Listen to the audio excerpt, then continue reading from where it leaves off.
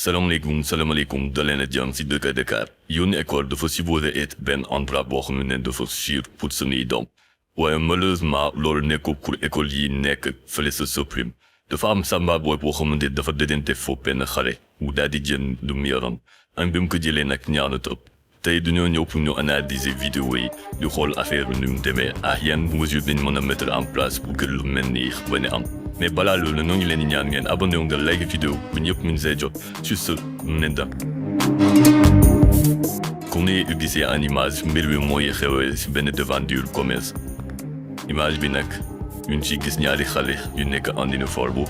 yu téewante seeni loxo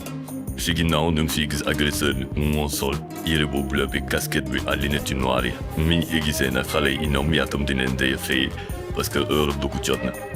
waaye bu mu gisee ne xale yi dañoo yor ay bracelet nombre perfecta ci la dem daal di rocci bracelet xale yi tëkkoon ci image yi ñoo ngi gis xale bi muy résister waa ji mais mu ngi si dara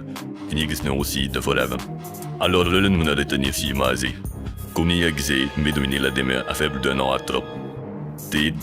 lii dafay gën a ploser ñi si benn sentiment de sécurité parce que ni nga jëlee sa doom daal di koy tëkkal lii di jaaro lam pour mu wan a dem nit ñëw naa di koy fot si jën ko loolu métti na lool fi gën a ploser ñi si sentiment de sécurité si genre situation yi nag ay situation d'opportunité la sax ci la plupart suñu gisee xale yi am nañ takkaay rek te ñi fexee naxante ñoom daal di jël lépp yor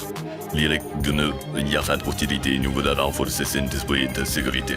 mbir maa yi mii lekk awi da doy na waa trop mu leen fàtte approuvé ngeen like vidéo bi te ngeen partage ko surtout ñu ngi wante ba beneen suite de la Dakar